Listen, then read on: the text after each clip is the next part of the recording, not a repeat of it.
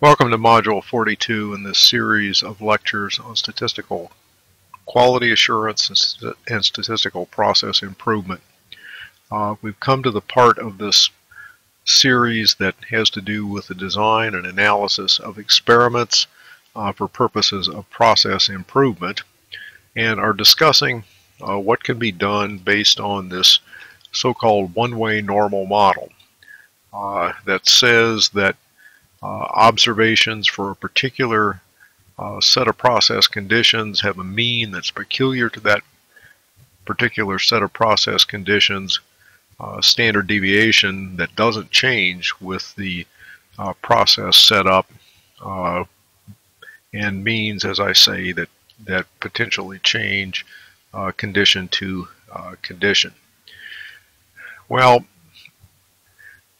where that kind of a model is appropriate, to begin with, one needs a basic measure of experimental variation, background noise, if you will.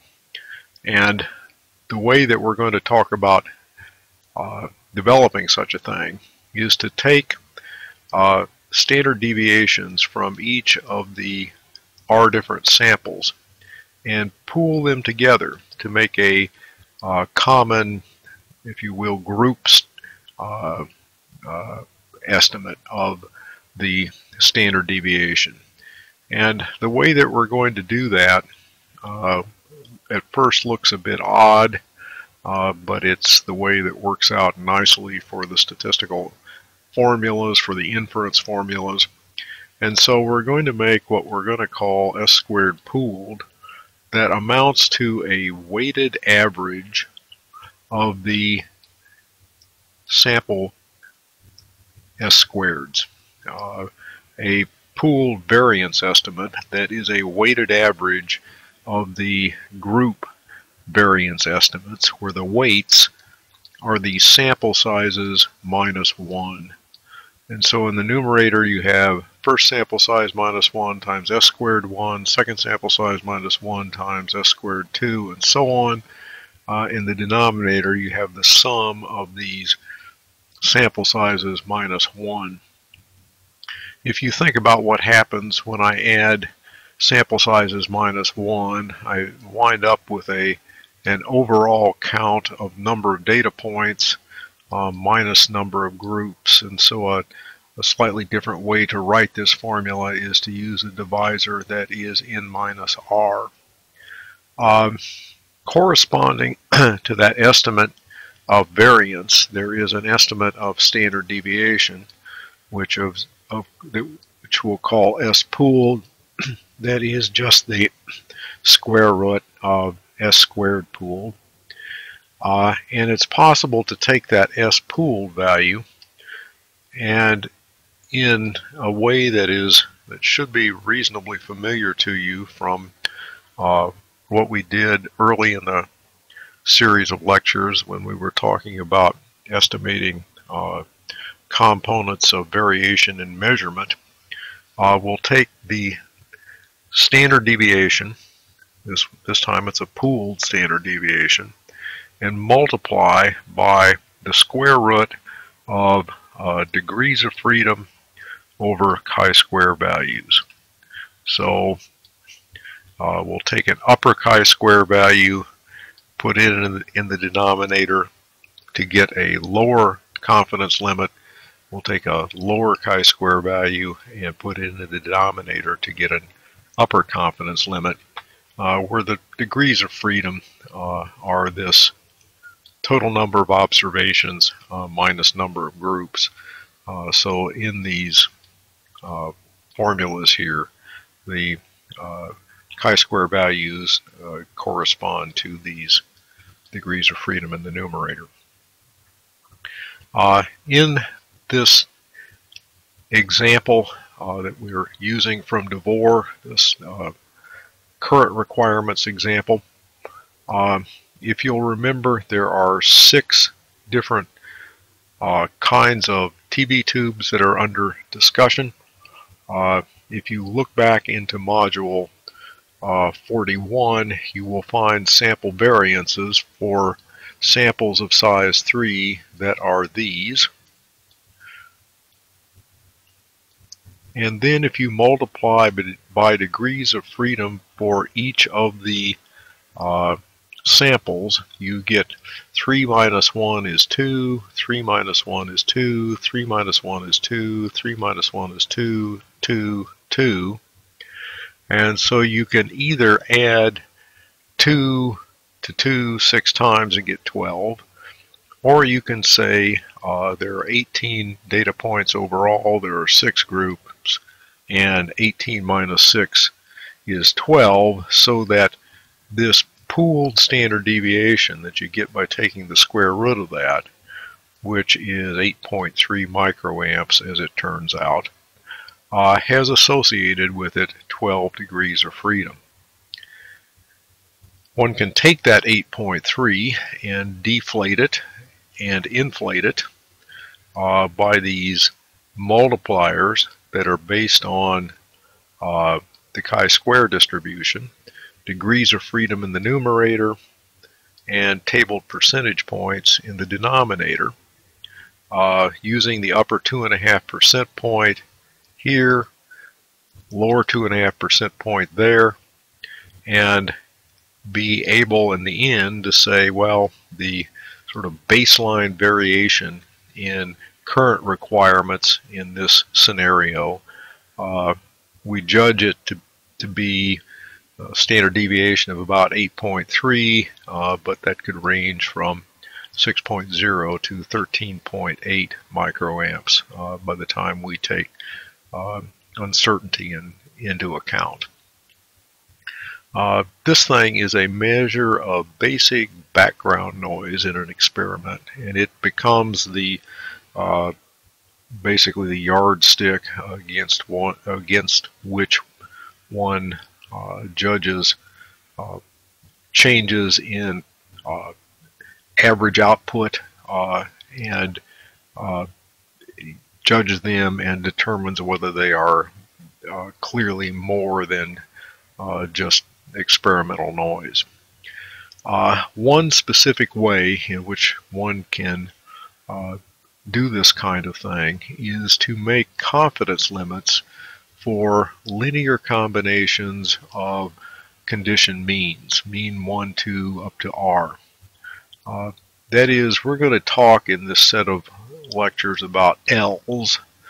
L standing for linear combination, some number times mean number 1, a different number times mean number 2, different number times mean number R, a linear combination of tube type responses in the Devore example. That L has a corresponding so-called L hat.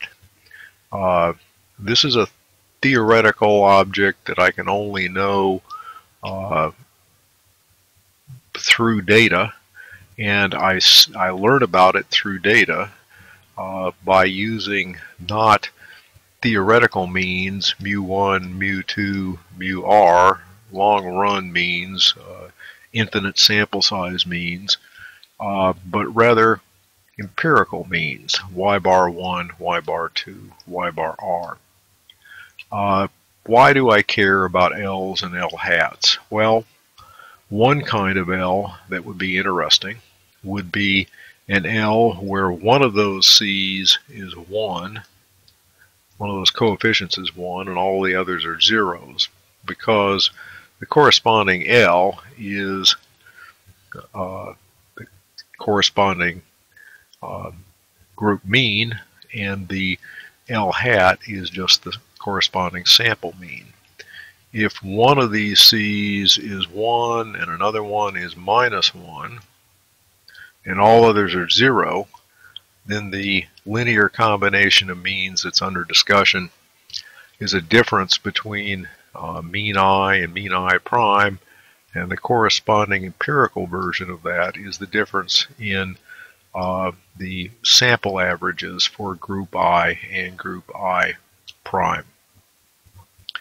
Now, what is useful is this, that I can not only estimate L essentially with L hat, but I can even use L hat and S pooled to make confidence limits for L. That is, I can not only say what I guess L is, but I can hedge that. I can give some kind of uncertainty figure to attach to that L hat. And the way that that works is this. I take the L hat plus or minus a t value times a pooled S times a square root. Okay, and that square root is made up of coefficients squared over sample sizes added up across the groups. The degrees of freedom that goes with T is the degrees of freedom that goes with the pooled S, namely number of data points overall minus number of groups. This S times the square root is a standard error for L hat. It's a margin of error. It's an estimate of a standard deviation for L hat. T for typical sample size, for typical sample sizes and confidence levels is often around 2. So roughly speaking, you've got L hat plus or minus 2 of these things for making confidence limits for L. In this glass phosphor study, one might consider 95% confidence limits for one kind of tube's current requirement, mean current requirement. And that means that I would take the corresponding sample average plus or minus T times pooled S, and one of the C's is 1, all the others are 0. So this square root thing becomes the square root of 1 squared over corresponding sample size, which in the case of the glass phosphor example is going to be group average plus 2.179. That's the upper 2.5% point of chi-square with it's not chi-square of T with 12 degrees of freedom. There's the pooled S. All the sample sizes are 3. And so basically what we're saying is that those sample averages for this data set are good to within about 10.44 microamps as representing the tube mean current requirements. If I was to decide that I wanted to represent not a single mean current requirement but a difference in 2 mean current requirements, then the L hat becomes a difference in Y bars. There's still a T, there's still a pooled S, but now underneath the root there's a 1 squared and a minus 1 squared over the 2 corresponding sample sizes. And for the glass phosphor problem, that means that we take a difference in Y bars plus or minus the same T value, because it's the upper 2.5% point of T with 12 degrees of freedom times the pooled S, 1 squared over 3 minus 1 squared over 3. That is, a difference in Y bars is good to within about 14.77 microamps as representing the difference in mean current requirements for any pair of tube types. If you compare tube types 1 and 2,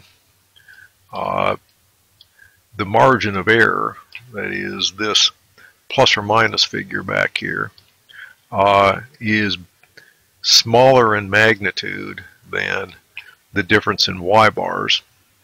And so one can say there's a clear difference between tube types 1 and 2 in terms of mean current requirements. On the other hand, if you compared tube types 1 and 3, this difference is only 3.33, which is smaller in magnitude than this margin of error uncertainty of 14.77. And so there's no clear evidence of a difference between tube types 1 and tube types 3.